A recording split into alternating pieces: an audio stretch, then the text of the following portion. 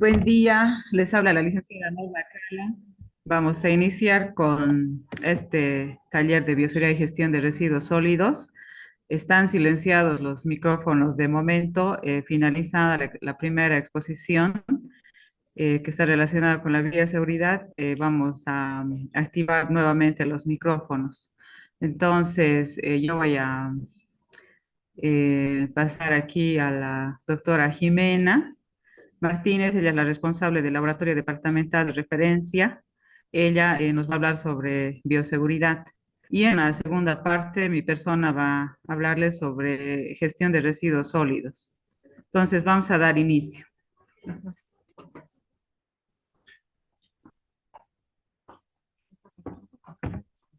Oh, sí. Salud Ay, está abierto, ¿no? sí.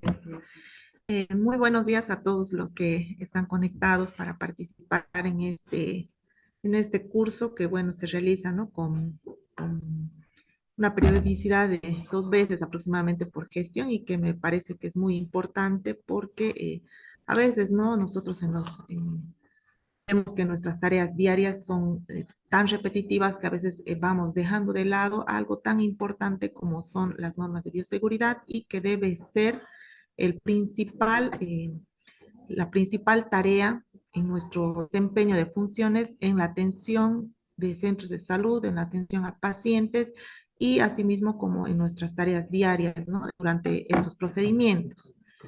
Vamos a iniciar entonces con esto que son las normas de la seguridad. Mi persona, Jimena Martínez, soy responsable del Laboratorio Departamental de Referencia.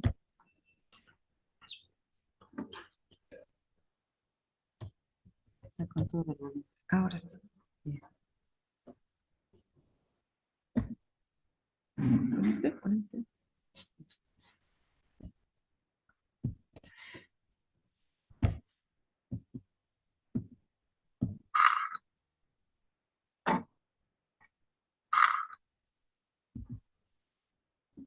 Primeramente vamos a definir qué es la bioseguridad, ¿no? La bioseguridad debe entenderse como una doctrina, un comportamiento que es encaminado a lograr las actitudes, conductas y protocolos que nosotros vayamos a establecer bajo la guía de los protocolos a nivel nacional y que van a disminuir el riesgo del trabajador de salud de adquirir infecciones en el medio laboral, o sea, infecciones que pueden también denominarse intrahospitalarias en algunos de los casos, ¿no? De riesgo laboral. La bioseguridad debe comprometer a todas las personas que se encuentran en el ambiente asistencial. Esto engloba a todo el personal, nuevamente digo, ¿no? Desde la parte de dirección, la parte de administración, tiene que estar involucrado lógicamente el personal de salud como tal que realiza la asistencia a pacientes o los procedimientos que se requieren, ¿no? Con diferente manejo de muestras, el personal de limpieza, que son actores bastante importantes en lo que es el resguardo de la bioseguridad. En realidad, todos los que trabajan en una institución donde se presta atención en salud, curaciones, otro tipo de atenciones, procedimientos, atención a pacientes, tienen que estar involucrados en lo que es el cumplimiento de la normativa de bioseguridad.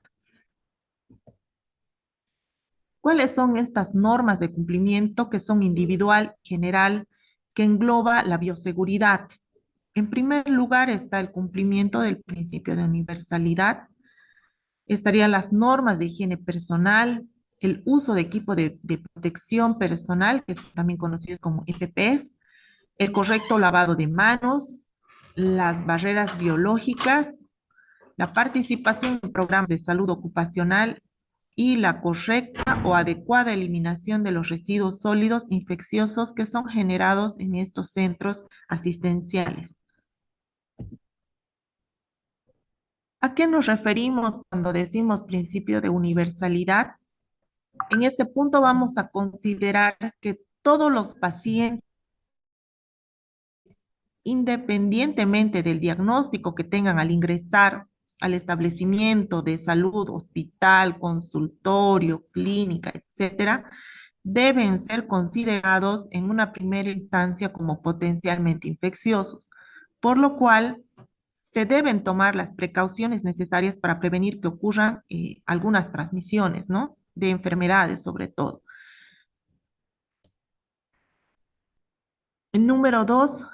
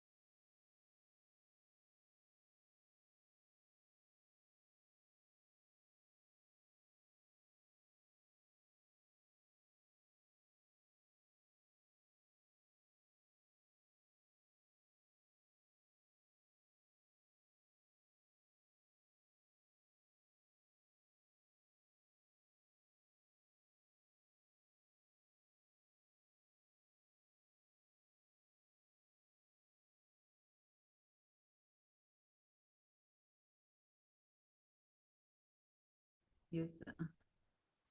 Ya. disculpa, ¿no? Ujú. Ya. Bueno, continuamos. Hemos tenido una pequeña falla con el internet, pero vamos a dar continuidad. Estaríamos en el segundo principio de lo que es la bioseguridad, que hace alusión a las normas de higiene personal, dentro de lo cual debemos considerar lo siguiente, que el acceso a las zonas de alto riesgo debe ser limitado. ¿Esto qué quiere decir? Que solamente debe tener acceso a ciertas áreas del personal autorizado. Y vamos a identificar, lógicamente, accesos con un letrero en las diferentes ingresos o en las puertas donde se indique que es un acceso restringido, ¿no es cierto? Quienes van a poder ingresar ahí solamente es el personal que corresponde a esa área.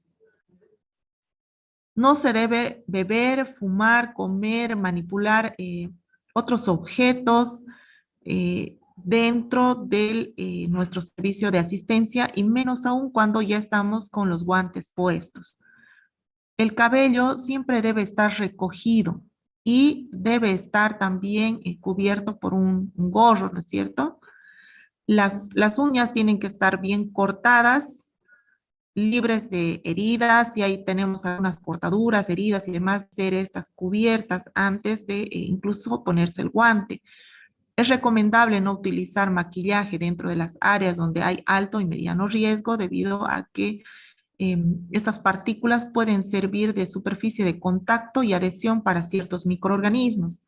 Se debe evitar el uso de joyas, accesorios, en lo mayor posible, ¿no? Debido a que esto también puede servir como superficie de contacto para los microorganismos.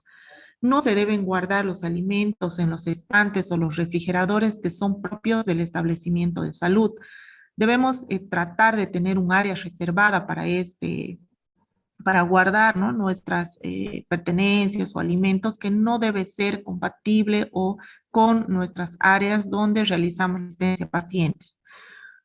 Se debe mantener alejado de la boca los objetos como lápices, bolígrafos, el celular, calculadoras y otros cuando estamos en plena atención o manipulando fluidos, muestras o nuestro mismo material, ¿no? Se debe mantener el mandil o la bata en buenas condiciones de higiene, limpieza. No se debe llevar las manos a los ojos, a la nariz, a la boca durante el trabajo y menos aún con los guantes puestos. Se debe mantener los sitios de trabajo y las superficies de los mismos en condiciones óptimas de limpieza, libres de partículas de polvo y con todo la menor cantidad de objetos posibles como hojas y demás sobre los lugares de trabajo. Las pertenencias del personal deben ser colocados en áreas libres y que estén debidamente identificadas, ¿no es cierto? Se debe tener un área exclusiva para este tipo de guardado de cosas, donde pueden hacerse uso de casilleros recomendablemente, ¿no? El tercer principio de la bioseguridad hace alusión al uso de equipos de protección personal. Esto es muy importante, ¿no? Debido a que este se vendría a constituir como un uniforme que nosotros utilizamos durante las atenciones o el desempeño de nuestras funciones dentro del servicio de salud.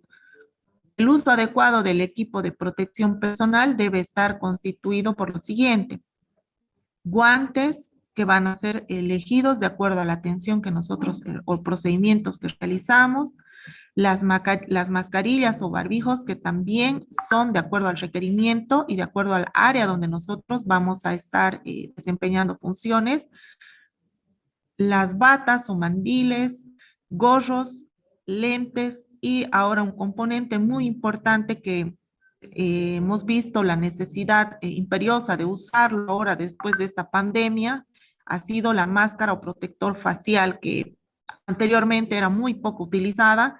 Sin embargo, siempre ha sido descrita en los manuales y en la bibliografía que tenemos como bioseguridad de que es un componente importante, ¿no? Todo el uso de nuestro equipo de protección personal debe estar detallado y descrito en los manuales, normas o protocolos que nosotros empleamos dentro de nuestro centro asistencial.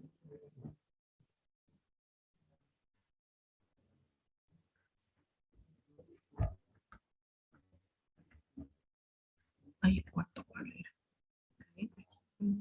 Creo que el cuarto no me salió.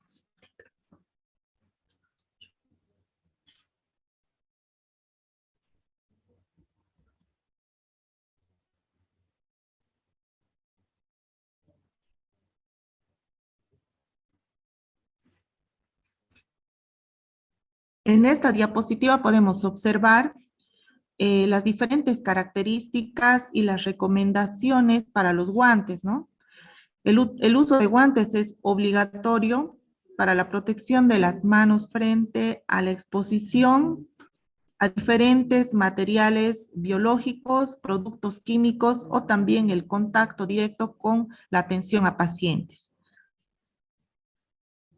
El uso de guantes también está indicado en la manipulación de material que se encuentra, por ejemplo, a temperaturas elevadas o materiales congelados, y también está indicado en los procedimientos de limpieza y de contaminación.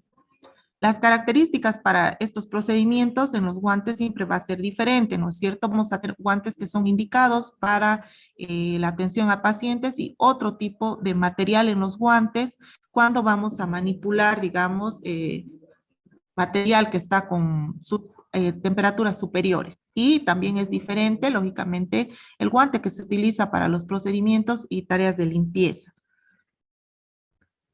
Es por esto que las características, por ejemplo, de los guantes van a estar descritas o engrupadas dentro de lo siguiente: guantes que son de látex, nitrilo o neopreno, guantes que son de goma gruesa antideslizante, que son los que generalmente vamos a utilizar en las tareas de limpieza, de lavado, de las áreas, superficies, lavado de material y también en el lavado de ropa, ¿no? Si es que se realiza de manera manual.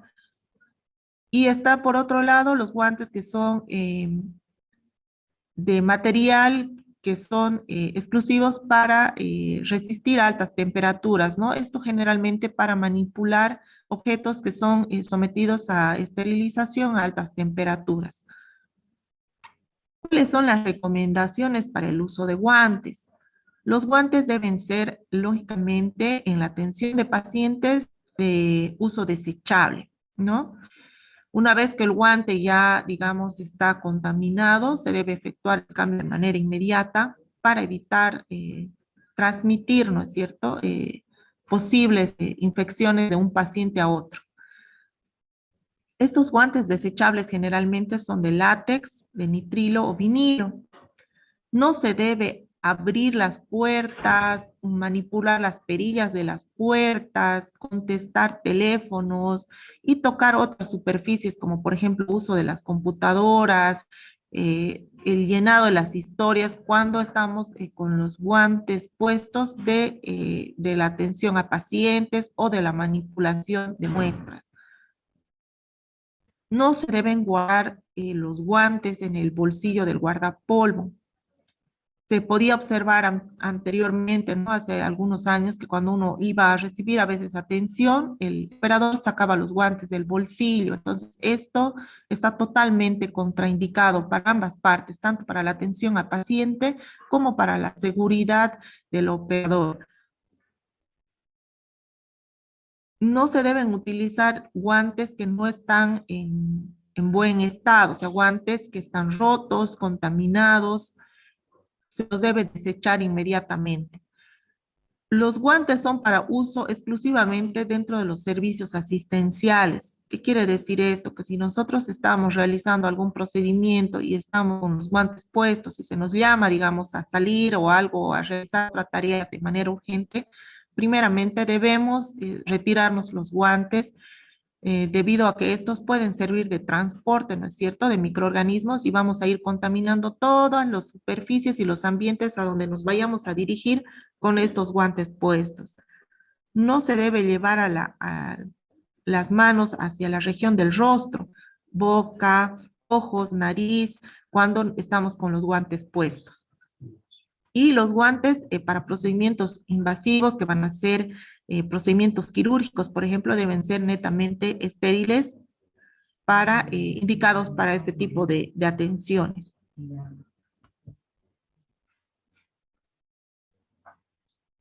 El uso de las mascarillas y lentes. Es obligatorio para proteger sobre todo las mucosas del rostro durante procedimientos invasivos que puedan generar aerosoles o salpicaduras de saliva u otros materiales infecciosos. Se debe utilizar también frente a la exposición de vapores tóxicos, esto en algunos procedimientos que realizan de los servicios asistenciales, como por ejemplo preparación de reactivos u otros componentes que puedan generar vapores tóxicos. Deben utilizarse para realizar trabajos en zonas de alto riesgo, que son las unidades de terapia intensiva, los quirófanos, el área de neonatología, etcétera. Y sobre todo, ¿no es cierto?, cuando tenemos pacientes, la atención a pacientes que durante los procedimientos o atenciones que vayamos a realizar se generen aerosoles. También las máscaras o mascarillas se deben utilizar en el cuidado de pacientes inmunodeprimidos o que están sometidos a tratamientos inmunodepresores. Las mascarillas también se utilizan para realizar procedimientos con exposición a riesgos de infecciones que se transmiten por vía aérea, como las broncoscopías, toma de vía aérea, por ejemplo, los hisopados nasofaringeos, orofaringeos, se deben realizar con una mascarilla que cubra el rostro. Y en cuanto al uso de los barbijos, también no hay una recomendación que estos deben ser utilizados de acuerdo al área donde vamos a realizar y de acuerdo a los procedimientos que vayamos a realizar, de acuerdo al tipo de riesgo biológico. O sea, en los lugares que amerite utilizar un barbijo que tenga una capacidad de filtración elevada, mínima requerida, se debe utilizar los barbijos N95. El uso de los guardapolvos o batas, estos son de uso obligatorio para proteger la ropa, o el llama que también utiliza la mayoría del personal, ¿no?, ahora en la asistencia a pacientes, y debe ser utilizada durante todo procedimiento o trabajo que represente un riesgo químico y biológico. ¿Cuáles son las recomendaciones para el uso de las batas? Estas deben ser de uso personal, deben ser de uso exclusivo en los lugares de trabajo. ¿Esto qué quiere decir? Que nosotros no podemos retirarnos del área donde realizamos la asistencia a pacientes con el mandil puesto. a otras oficinas, a los pasillos de la institución o menos aún a la calle, utilizar transporte público, etcétera, con las batas puestas. Se debe usar debidamente abotonado y en condiciones óptimas de limpieza, ¿no? Porque no se olviden que esta prácticamente es nuestra carta de presentación frente al paciente, ¿no? Entonces, la bata o el mandil debe estar en condiciones muy óptimas de higiene, integridad, etcétera. El uso de calzados, debe ser obligatorio prácticamente dentro de lo que es las áreas de atención a pacientes. Este caso debe tener ciertas características, como por ejemplo, tiene que ser cerrado con las suelas antideslizantes preferentemente. No se deben utilizar sandalias u otros calzados que nos dejen descubierta la parte de los pies, ¿no es cierto? La parte del empe, porque si no, ya no tendría sentido todo el resto de nuestro equipo de protección si es que vamos a dejar una porción de piel que está expuesta, ¿no es cierto?, a la presencia de microorganismos, de fluidos, de otros agentes que nosotros podamos encontrar durante nuestro desempeño laboral. Estos calzados deben ser de uso exclusivo dentro del establecimiento de salud, al igual que la bata. Con estos calzados no podemos retirarnos de la institución y salir a las calles, tomar transporte público, etcétera, ¿no? Los zapatos son para uso exclusivo del área donde nosotros vamos a realizar la atención a pacientes. Ahora vamos a hablar sobre el cuarto principio que hace alusión al lavado correcto de manos, que es algo tan cotidiano que a veces también lo sobre subestimamos, ¿no? A veces tenemos la creencia de que estamos realizando un correcto lavado de manos, cuando el lavado de manos dentro del área donde nosotros nos desempeñamos o realizamos atención a pacientes no es lo mismo que lavarse las manos cuando realizamos nuestras tareas domésticas, no. Aquí nosotros debemos respetar ciertos tiempos, debemos hacer un buen lavado de manos para nuestra protección personal y también para proteger, ¿no es cierto?, a los pacientes a los que estamos atendiendo. El lavado de manos en realidad es para reducir la transmisión de microorganismos del personal a pacientes y del paciente al personal entre los diferentes procedimientos que vamos realizando. O sea, no es un solo lavado de manos que hacemos al ingreso y al salir, no. El lavado de manos debe ser frecuente. Y además debe estar escrito y descrito dentro de nuestros procedimientos. Debe haber incluso un instructivo de lavado de manos que esté colocado en los lugares cercanos a donde están los lavados de manos, ¿no es cierto? Los lavamanos, para que todo aquel que realice este procedimiento lo realice de manera correcta, respetando nuestro protocolo establecido. En el protocolo también se debe establecer el tipo de jabón que se va a utilizar para este lavado de manos, que puede ser un jabón antiséptico, puede ser un jabón en espuma, en gel, jabón líquido. Lo que sí no está ya para nada recomendado es el jabón en barras, porque estos también sirven como superficie de contacto para los microorganismos, ¿no? Entonces, esto también debe ser tomado en cuenta, que es necesario establecer el tipo de jabón a utilizarse de acuerdo también al área donde se realizan los procedimientos, ¿no es cierto?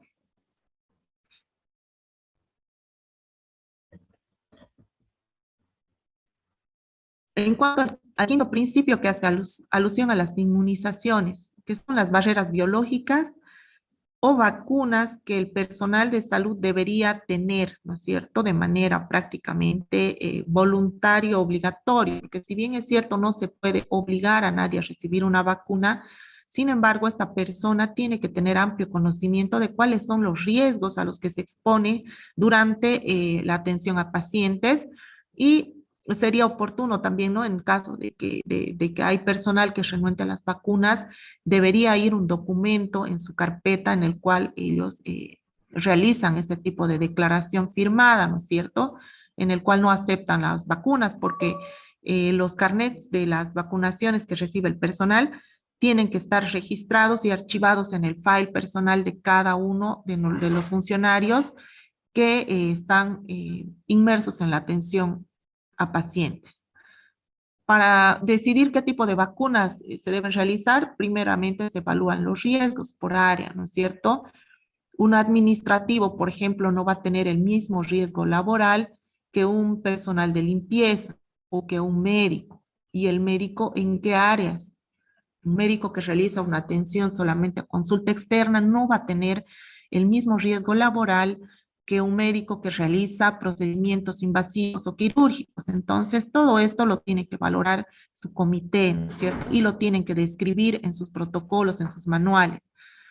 Los esquemas de las vacunas deben estar completos y vigentes. No nos sirve, por ejemplo, tener una dosis de, por ejemplo, hepatitis B o de tétanos, si es que no hemos complementado todo el esquema, es prácticamente, no es, ¿no es cierto?, algo adecuado, no está confiriendo la protección adecuada para el personal. Las vacunas que generalmente deben reunir o mínimamente debe reunir un personal de salud que realiza procedimientos en el cual hay alto riesgo biológico, deben ser la vacuna antitetánica, la vacuna para la hepatitis B, ahora que bueno, por una temporada sin normativa, la vacuna para COVID-19, la vacuna de la influenza, que primeramente la ponen disponible para el personal de salud, ¿no es cierto? Cuando va a empezar la estación de donde comenzamos, ¿cierto? En la época del aumento o incremento en las infecciones respiratorias. Eso es en cuanto a lo que nosotros como laboratorio podemos aportar hacia los principios de lo que es la bioseguridad. Los posteriores puntos los va a dar a conocer la licenciada Norma con más detalle. Pero antes de empezar las preguntas, quisiera hacer un pequeño aporte con esta última diapositiva, que son las recomendaciones en cuanto a los resultados que se están obteniendo con el control bacteriológico de ambientes en las diferentes clínicas, que aún todavía faltan, ¿no es cierto? Lo de algunas provincias y demás, por ello no ha podido todavía preparar la doctora que está realizando el área de microbiología del Servicio Departamental de Salud, preparar un informe más a detalle. Yo considero que para la siguiente capacitación que ya organice gestión de la calidad, se va a poder brindar un detalle un poquito más completo, ¿no es cierto? Sin embargo, me parece importante que como la mayoría de las clínicas, o creo que todas ya están con resultado aquí de lo que es cercado sobre todo, y bueno, no sé si están todos presentes en esta capacitación, pero vale la oportunidad para decirles que ya están los resultados de las clínicas de aquí de Cercado para que los puedan pasar a recoger de la oficina de laboratorio departamental de referencia en el CEDES, donde van a poder cada uno observar sus resultados y que estos resultados les van a servir sobre todo para para trabajar o para reforzar sus protocolos junto a sus comités de bioseguridad que tienen o su comité de infecciones intrahospitalarias en cada clínica, ya que eso es muy importante, las determinaciones que vayan a tomar. El levantamiento de muestras ha sido sin previa programación. Bueno, eso quizás explicar un poco, no es con un carácter punitivo, sino más que todo de recolectar la información o recolectar el muestreo más que todo en condiciones de cómo trabajan diariamente. Porque cuando uno les hace la programación, lógicamente no va a ser el mismo resultado. De alguna u otra manera, cuando todos sabemos que vamos a dar un examen, nos preparamos, ¿no es cierto? Estudiamos, reforzamos, preguntamos de qué va a ser, cómo va a ser, y el sentido de haberlo realizado este control en esta gestión a través del Servicio Departamental de Salud es precisamente para eso, para que a ustedes en esta primera ronda como clínicas les sirva de retroalimentación y vayan a analizarlo ustedes cada uno de manera puntual sus resultados y con esto trabajar las mejorías que van a ser diferentes, ¿no es cierto? Es diferente la realidad de una clínica que tiene más áreas con otra que solo tiene ciertas áreas de atención, Se van a ir sumando también a esto los consultorios odontológicos, entonces cada uno va a realizar su análisis interno de acuerdo a su capacidad resolutiva, su capacidad de atención, el grado de complejidad, todo esto acompañado junto con lo que es la unidad de gestión de calidad del Servicio Departamental de Salud. Entonces voy a dar lectura a algunas recomendaciones, ¿no?, que han sido plasmadas por la encargada o responsable del área de microbiología. Se deben cumplir todos los procesos de esterilización de materiales quirúrgicos utilizados en procedimientos quirúrgicos realizados en las clínicas, debiendo mejorar y vigilar procesos de lavado de manos, limpieza de paredes, mesas y mesones, áreas de lavado de material que sean de forma continua en todas las áreas críticas de la clínica, ¿no? Que como les digo, esto va a ser más individual. Cada clínica sabe qué tipo de atenciones realiza.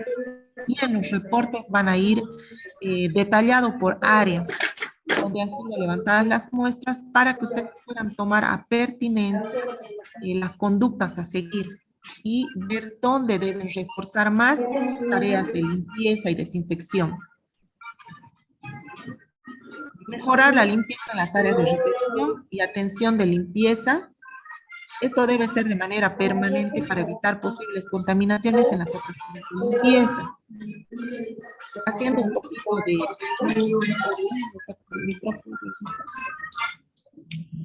Vamos a esperar que silencien su micrófono.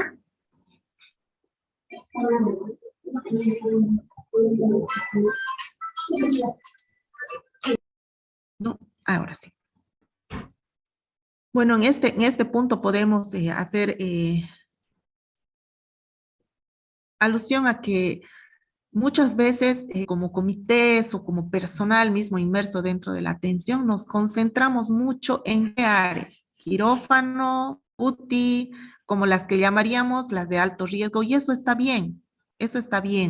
Pero sin embargo, a veces esa concentración llega dirigida solo a las áreas críticas y nos vamos olvidando de lo que es el pasillo, la recepción, el área de emergencias. Y no nos olvidemos, pero que para hacer el ingreso a nuestras áreas que son de alto riesgo, a veces obligadamente el paciente y el personal tiene que hacer tránsito de pasada por esas áreas.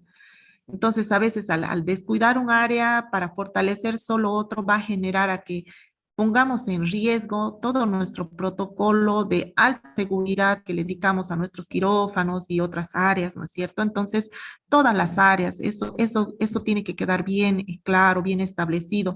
Todas las áreas de alto, mediano y bajo riesgo tienen que ser consideradas para las tareas de limpieza de manera muy minuciosa.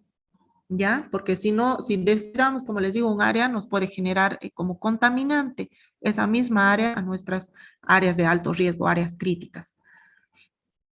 Se debe cumplir con los procedimientos del correcto lavado de mano y uso adecuado de EPPs. Esta recomendación va a todo el personal, no solamente al médico, a las licenciadas de quirófano, al personal de laboratorio o donde estamos considerando áreas críticas.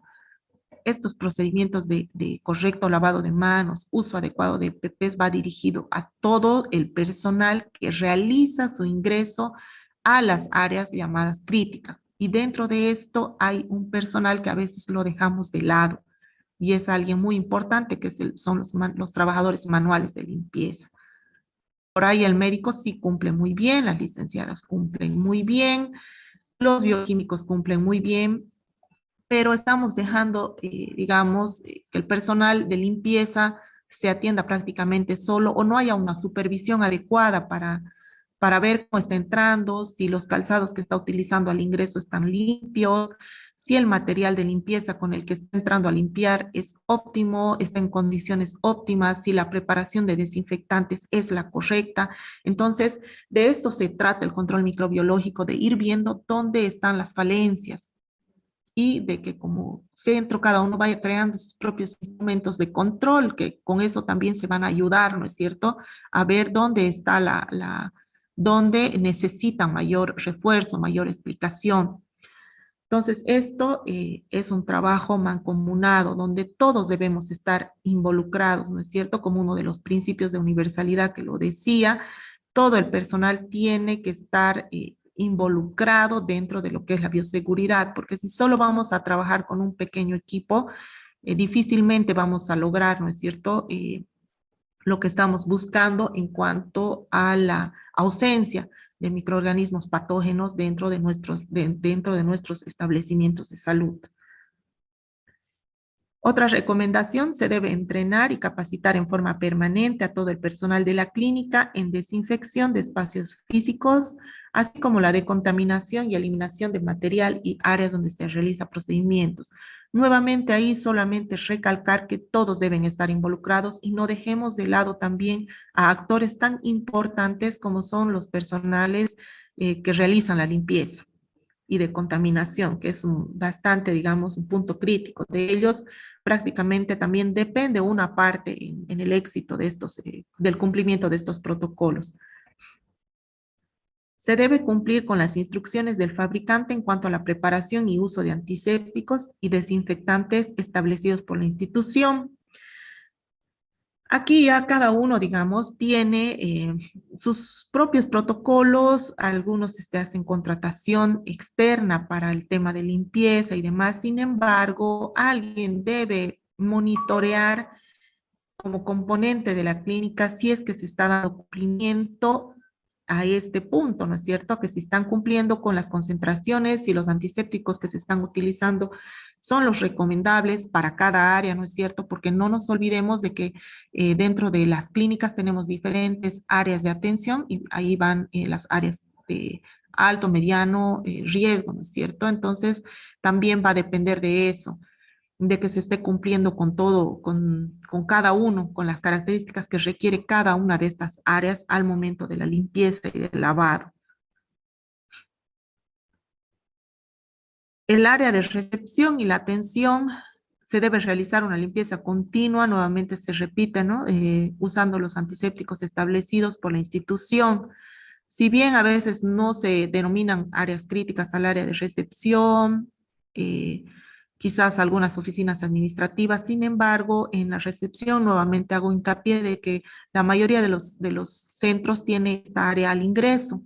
Entonces, si no vamos a darle atención a la frecuencia de limpieza en estas áreas, a las tareas de desinfección que corresponden como tal, vamos a convertir esto en un área de paso, pero también de paso de los microorganismos hacia el interior de nuestras clínicas o servicios asistenciales. Se debe contar con estrategias aplicables para minimizar el riesgo de contaminación bacteriana. Esto nuevamente le digo, pueden trabajarlo junto a sus comités y con algunas recomendaciones, ¿no es cierto? Que cada clínica va a recibir sus recomendaciones puntuales de acuerdo a los gérmenes que han sido identificados y con sus propios comités también van a evaluar, ¿no es cierto?, la presencia de estos en las áreas que no debería haber, en las áreas hasta donde se permite qué tipo de microorganismos, cuáles son altamente patógenos. Por ello también la importancia de los comités de bioseguridad y de infecciones intrahospitalarias. Hacer también una recomendación, ¿no? Que por ahí viendo esto, recién nosotros podemos identificar a veces en los lavamanos, microorganismos, son áreas que a veces uno las deja, digamos, de lado porque minimiza el riesgo. Podemos tener, digamos, el área de quirófano perfectamente en condiciones óptimas de esterilidad, pero sin embargo, si nuestros lavados de manos, nuestros lavamanos en el ingreso no están cumpliendo con esto, entonces eso puede convertirlo en un riesgo, ¿no es cierto?, de contaminación al quirófano. Entonces, este tipo de análisis, como les digo, lo va a realizar cada clínica o cada centro asistencial. Entonces, con esto concluiría abierta las consultas para dar paso ahora a todos aquellos que tengan alguna consulta en lo que es referente a estos puntos, ¿no? Estos 5 principios de bioseguridad, que son los primeros de los que hemos hablado, y con eso estaríamos atentos.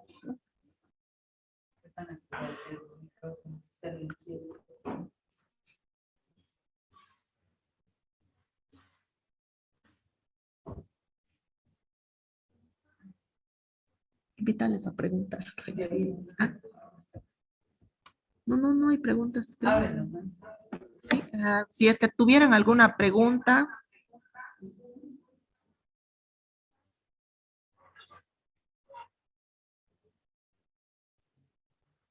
A ver en el chat, veamos si hay algo escrito. ¿No hay?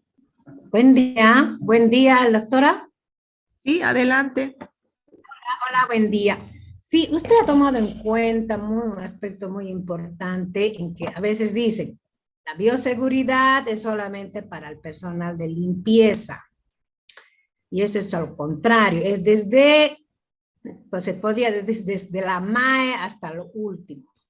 Porque en sí, todos trabajamos en un centro de salud donde hay tanto intercambio de gérmenes, etcétera, como tú sabemos, ¿no? Pero también importante lo que usted mencionó de que se tiene que hacer siempre una evaluación microbiológica. Últimamente en Estados Unidos hay el Metaneumoniae que está circundando por todo ello. Y como sabemos, hay muchos paisanos que están allá, vienen aquí, y entonces somos como un ente que estamos transmitiendo de un lugar a otro. Y de ahí algunas veces no podemos dar solución. Y la solución sería mismo en saber qué microorganismos estamos teniéndonos a nuestro alrededor, ¿no? Mayormente, especialmente los que trabajan en laboratorio, mayormente consultorios y todo eso. Otro punto muy preponderante, lo que usted mencionó, y es importante que a veces no se tome en cuenta, cuando personal de salud sale con sus mandiles hacia la calle. O sea, están haciendo un trámite, se van con el mandil, se van con el fondendoscopio inclusive colgado, y ahí son las contaminaciones. O sea, todo eso es disciplina, nada más que disciplina, ¿no? Porque ¿qué cabe tanto decirles que se haga y no va a pasar nada? Igual no vamos a seguirnos contaminando, ¿no? Entonces, más que todo sería disciplina, o sea, dar sanciones, aunque sea porque hace el boliviano, funciona. Si no hay ni una sanción, no pasa nada. Y felicito su posición muy puntual en la cual pues tendríamos que tomar en cuenta lo que usted ha dicho. Gracias. Gracias por su participación.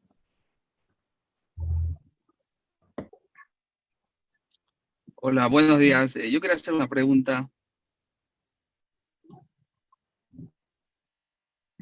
Adelante. Bueno, habla el doctor Nieves, yo soy médico de terapia intensiva.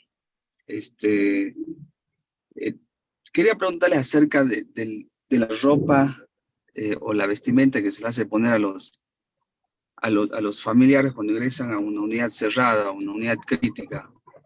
¿Ustedes tienen alguna evidencia científica que sustente que los familiares de los pacientes deberían entrar con una bata, en algunos lugares con botas, a la visita de estos pacientes, de sus familiares? Al igual que también las unidades, creo que se ha solicitado de que tengan las ventanas cerradas, o sea, por ejemplo, donde yo trabajo, hace unos años se ha pedido que no haya, digamos, circulación de aire hacia el exterior. Entonces quería saber qué sustento científico hay para hacer esa recomendación, porque en otros países más bien se pide a los familiares o a los que visitan a sus enfermos de que entren con ropa de calle, ¿no? Con ropa civil, que se ha demostrado que está libre de gérmenes y que brindan mayor protección al paciente, y no así las batas que están en los hospitales, que a veces están expuestas a contaminación, que lo usa uno y otro familiar, que no son desechables. Eh, no sé si me pueden hacer una aclaración, porque alguna vez he preguntado y cuando te hacen los LCs te hacen, digamos, la inspección, solicitan, ¿no?, que hayan estas batas.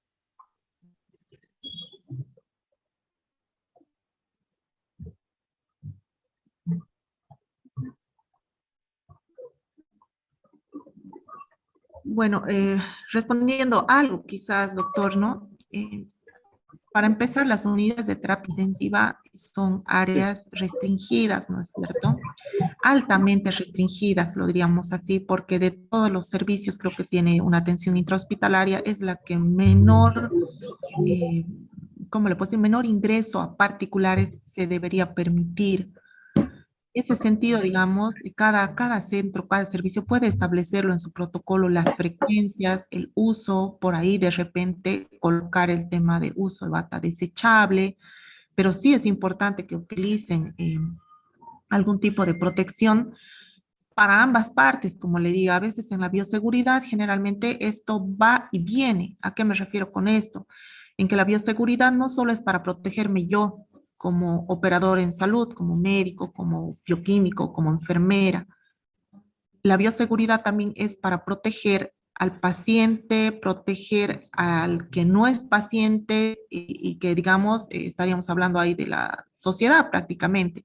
A esto vamos también cuando hablamos del hecho de salir con las batas hacia afuera. Es posible que se vayan a contaminar lugares o personas que no han recibido ni siquiera atención, pero y no han ido por un centro asistencial, sin embargo, están siendo, digamos, pueden ser, digamos, ¿no es cierto? Eh, Pasibles a alguna transmisión por esto.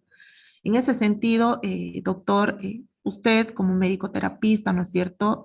También puede, ¿cómo le puedo decir?, colaborar en la elaboración de su protocolo de acuerdo a las experiencias que usted tiene, que ustedes que son el personal que trabaja en el área, tienen la posibilidad de ir observando por diferentes gestiones, diferentes etapas, cuáles, cómo poder, digamos, mejorar el tema de la bioseguridad dentro de sus áreas de asistencia. Pero sí el uso de batas, ¿no es cierto? Como le explico, es necesario para ambas partes. De ahí a que éstas tengan también establecida la frecuencia de lavado, limpieza, cambio, tienen que estar escritas también. Escritas y además cumplidas, porque de nada nos sirve decir las batas de visitantes se van a retirar 3 veces al día, cuando sabemos que no va a ser así la realidad, ¿no es cierto? Entonces, todos esos protocolos que se escriben de manera intrainstitucional es valioso por eso mismo, ¿no? Porque ustedes son los que van a ir viendo la realidad en la que están trabajando. Claro, claro, perfecto. Gracias por la respuesta, doctora. Pero yo quería hacer una observación con esto, porque he visto que aquí en Tarija algunas normas se transforman en costumbrismos y no se actualizan. Le doy un ejemplo. En la Argentina, en hospitales que tienen calificación internacional en cuanto a bioseguridad, la gente entra de civil a ver a sus familiares. Y allá las terapias son abiertas y humanizadas, o sea que un familiar puede quedarse las 24 horas al lado de su paciente, ¿no? De su ser querido. Es verdad que las terapias son individuales, no son ya como las nuestras, que en una sala hay 8 pacientes, pero Exacto. no hay ninguna evidencia, y eso está demostrado en artículos, está hecho por infectólogos. Es más, es más limpio que un personal, que un civil entre con vestimenta de calle, a que se ponga las batas, que habíamos dicho que al estar ya en un ambiente hospitalario están multicontaminados. Entonces lo que uno prioriza es cuidar al vulnerado, al paciente, al inmunosuprimido. Correcto. Después, obviamente, que hay que cuidar también al paciente o al señor inmunocompetente que hace la visita, pero la prioridad es cuidar al vulnerable. Es más, aunque esto parezca increíble, se ha visto que si un médico entra a ver a un paciente con ropa de civil, es mucho más higiénico y lleva menor chance a que disemine los gérmenes que si un médico entra con un guardapolvo o una bata. ¿Por qué lo digo esto? Porque la bata, usted ve a un paciente, va y ve a otro paciente, va y ve a otro paciente, y esa bata muchas veces, estamos honestos, no se lava por días. Entonces, Así hay es. hospitales donde cuando un médico o el personal de salud ingresa a ver a un inmunosuprimido, se lava las manos, eso no se lo discuto, se lava las manos, se coloca un barbijo, se coloca los guantes y entra con ropa civil a ver a ese paciente, con la camisa, el pantalón, etcétera, sin una bata de por medio, que es lo más contaminado, a menos que tengamos batas desechables, que eso en nuestro medio es una utopía, ¿no? Porque por el tema de precios, inclusive en el COVID teníamos que reciclar y lavar las batas, y ahí se producían los multicontagios, ¿no? Así es. Entonces, yo creo que eso deberíamos discutirlo, porque alguna vez he querido implementar donde yo trabajo y hasta la misma gente se queja, ¿cómo doctor no me va a poner una bata, no me va a poner un guante, no me va a poner una bota? Y cuando uno les explica que no hay ninguna evidencia que eso sustente, pues la gente queda un poquito desorientada, ¿no? En el hospital ni se diga, o sea, la gente entra con bata, con gorros, con botas, totalmente disfrazada a ver a un ser querido, cuando no hay ningún sustento científico. Hoy en día, por ahí antes sí había esa creencia de que entrar totalmente protegido uno no diseminaba los gérmenes, pero el vulnerado es el paciente, al que cuidarlo es al paciente. Y así de que a veces uno entra a una unidad crítica con camisa y pantalón y las enfermeras inmediatamente te sacan, pues, por poco a pistolas, ¿no? Y no es de que uno se haga el canchero o qué, pero realmente se ha demostrado que entrar de civil es más seguro que entrar con una bata a ver un paciente, quizás esa bata ya se ha usado por otra persona, porque no es que uno use una bata y se limpia o se lava inmediatamente. Esa bata lo usa después otro familiar, ¿no? Entonces la bata roza con otros objetos y se contamina. El hecho de que esté ya en un ambiente hospitalario se contamina, ¿no? Así que bueno, quería hacer quería dar esa opinión para ver si más adelante lo podemos, no sé, por lo menos debatir. Y respecto también a las ventilaciones, las unidades críticas, también sería bueno de que los gérmenes no van a salir volando, ¿no? Por las ventanas a contaminar a la gente en la calle. Más bien la circulación de aire ha demostrado que beneficia a los pacientes. Y también eso se podría rever porque las unidades críticas necesitan tener una ventilación. Con tema de costos, no todos tienen flujo laminar o ventilación con presión negativa, que sería lo ideal, pero yo creo que las unidades no deberían estar totalmente cerradas en forma hermética, ¿no? Así es, doctor, pero bueno, rescato algo de todo lo que usted nos ha comentado bajo su experiencia y bueno, nuevamente digo, ¿no? Ustedes, el personal involucrado en la atención es el que más va a saber cómo reforzar, ¿no es cierto? Por ahí de pronto, si bien no está demostrado, pero sí somos conscientes a veces de que esas batas no reciben la limpieza adecuada, por eso dentro de las recomendaciones dice el uso de la bata en condiciones óptimas de higiene y ahí con eso estaríamos cerrando esa parte, ¿no es cierto? Como usted dice, a lo que no está, digamos, en condición óptima, muchas veces lejos de ayudar, puede convertirse, ¿no es cierto?, en un foco. Sin embargo, vamos a tomar, como usted dice, sí se ha hecho levantamiento también en ropa. Como le digo, los resultados aún no están totalmente consolidados, es por eso que no se está, digamos, hablando más a detalle sobre el tema. Sin embargo, que es muy importante concientizar a todos y hacerlos partícipes a todos aquellos funcionarios de los servicios de salud, porque solos no vamos a poder remar, ¿no es cierto? Este es un trabajo mancomunado, conjunto. Y bueno, respecto a a las condiciones, ¿no es cierto? A veces no contamos, ¿no? Con la misma infraestructura o las condiciones que permitan que un paciente o, bueno, una persona de la calle llegue en condiciones que no van a perjudicar más bien al paciente atendido, como usted dice, de repente también esto por políticas, por el tema de educación también, ¿no es cierto? Que a veces aquí en Bolivia no contamos, entonces por eso quizás sigue vigente el uso de la bata. Allá me imagino que sus protocolos de limpieza también ya son más elevados, además en las condiciones de infraestructura son mucho mejores, ¿no es cierto? Tema de filtros, luces, etcétera, que ayuden, digamos, a minimizar la presencia de gérmenes, cosa que a veces aquí en nuestro medio aún no contamos. Sin embargo, como le digo, doctor, es muy rescatable el aporte de cada uno de ustedes, quienes están inmersos en el área, para hacer este tipo de recomendaciones. Buenísimo, doctora. Muchísimas gracias. A usted, doctor, por su participación.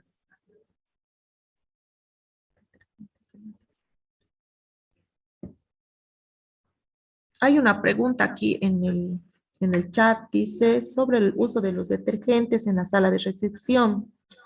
La pregunta es, ¿qué detergente debe utilizarse aparte de la lavandina? Bueno, se habla también acerca del uso de la lavandina con las concentraciones indicadas para el área que corresponde. Esto les va a explicar un poco más la licenciada Norma, como les decía. Sin embargo, es muy importante protocolizar esto, ¿no es cierto? Porque no va a ser la misma concentración de lavandina utilizada en un servicio de emergencia que en un pasillo, que en un quirófano. Muchas veces en el área de recepción, podríamos llamar, o en el área de consultorio externo, es suficiente el uso de detergente solamente para piso. Hay algunos que llegan con antiséptico ya, en los cuales no es tan necesario la lavandina.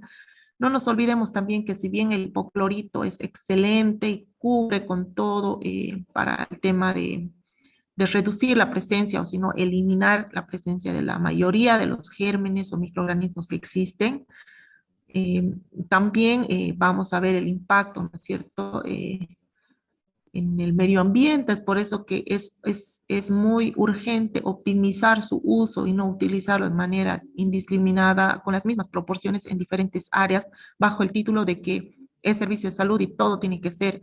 Entonces, en esa parte tenemos que estar bien concientizados, revisar los protocolos, la norma, donde indica las concentraciones que se le debe dedicar a cada área, ¿no es cierto?, en específico. En el área de recepción sí se puede protocolizar el uso de hipoclorito. Sin embargo, si la afluencia de pacientes es bastante frecuente, se puede también programar eh, otra limpieza intermedia, ¿no es cierto? Esto ya solamente con el uso, como les digo, de detergente de piso, ya con también la intención de minimizar el polvo y demás, ¿no es cierto? Lo que sí no debemos hacer es mezclar el detergente a la lavandina. La lavandina solamente o el hipoclorito se activa solamente con agua y el hecho de aumentarle detergentes, otro tipo de partículas o solventes puede, ¿no es cierto?, interferir en la actividad que va a tener contra los microorganismos. No sé si tienen alguna otra pregunta más con respecto a lo que es lo que hemos conversado ahora, lo que hemos expuesto.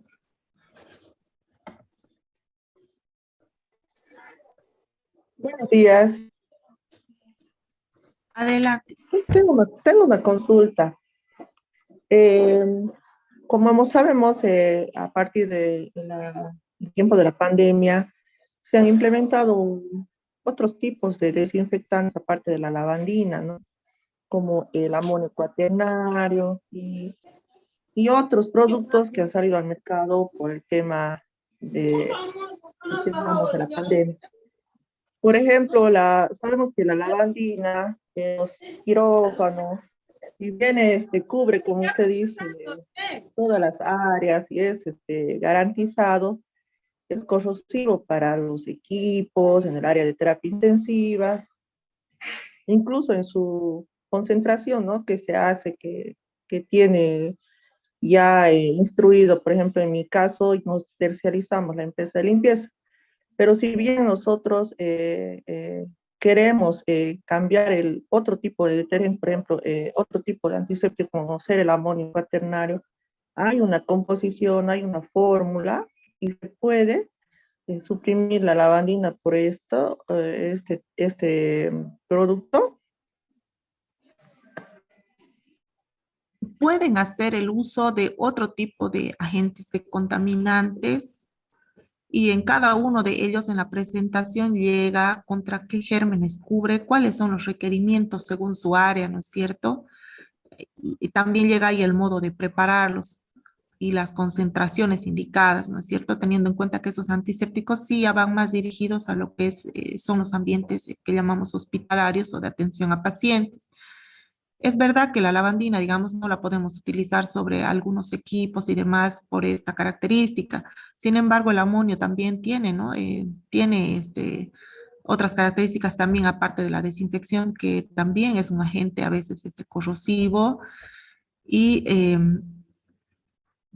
se menciona o se protocoliza más al hipoclorito de sodio porque con esto está demostrado, ¿no es cierto?, que tiene alta cobertura sobre microorganismos y también el alcance por el tema económico.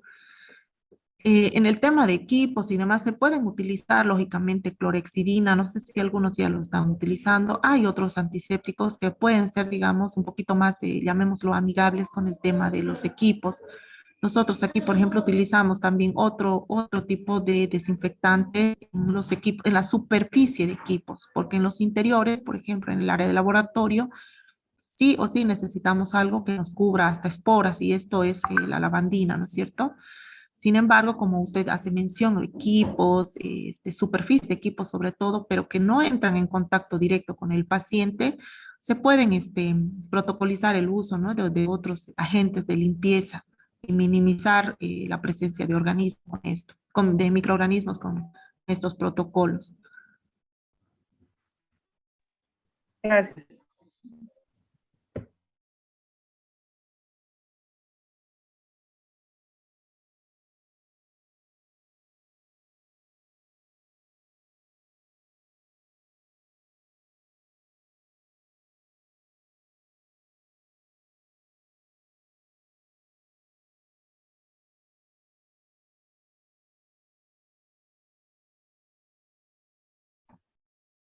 Bueno, agradecerles a todos por su atención, su presencia. La verdad que esta vez ha sido un poquito más dinámico. No sé si por los participantes o están un poco más atentos. En las anteriores presentaciones a veces todo reina el silencio y demás. Creo que sus intervenciones y las preguntas que se han realizado han sido muy interesantes, ¿no? Porque quizás ha ayudado a despejar la duda también de otras personas, de otros centros de atención. Si no hay más preguntas, yo me despido agradeciéndoles nuevamente a todos por la atención brindada y presta aquí para cualquier otro tipo de consultas y demás en el laboratorio de referencia, ¿no? Y los informes, yo creo que en la segunda ya vamos a poder presentar algo más, quizás, y con la experiencia, porque esta es nuestra primera gestión, se va a poder ir armando algún documento quizás que va a ser de importancia, ¿no es cierto?, para lo que es la salud en nuestro departamento a través de la identificación de los microorganismos que se encuentran con mayor frecuencia y en qué áreas, en qué tipo de superficie, si son los pisos, si son las camas, si son los equipos, si es la ropa. Este control nos va a ayudar quizás un poquito a monitorear eso y como les decía a ustedes, con sus clínicas les va a dar un punto de partida para ver de manera introspectiva dónde necesitan reforzar las acciones que van a coadyuvar a la bioseguridad. Muchas gracias y yo les dejo entonces con la licenciada Norma Cala que va a continuar con este tema tan importante.